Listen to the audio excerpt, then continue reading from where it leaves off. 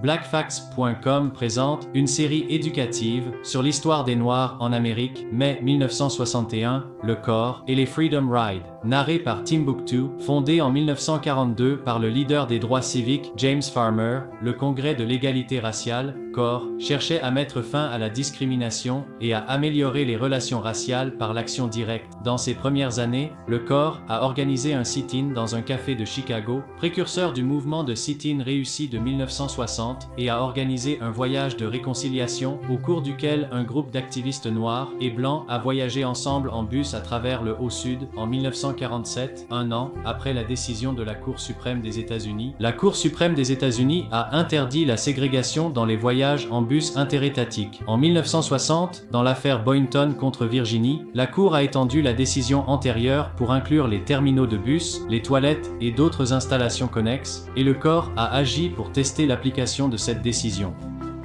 En mai 1961, le CORE a envoyé 7 Afro-Américains et 6 Américains blancs en voyage de liberté à bord de 2 bus partant de Washington, D.C. à destination de la Nouvelle-Orléans. Les passagers des Freedom Rides ont été attaqués par des ségrégationnistes en colère à l'extérieur d'Anniston, Alabama, et un bus a même été bombardé au napalm.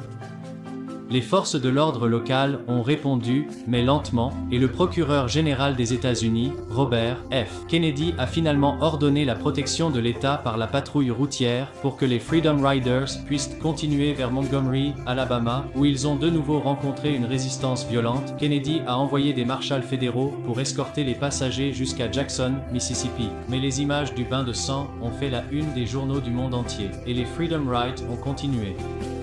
En septembre, sous la pression du CORE et d'autres organisations de droits civiques, ainsi que du bureau du procureur général, la Commission du commerce interétatique a statué que tous les passagers des transporteurs de bus interétatiques devaient être assis sans distinction de race et que les transporteurs ne pouvaient pas imposer des terminaux ségrégés. Pour en savoir plus sur l'histoire des Noirs, visitez www.blackfacts.com.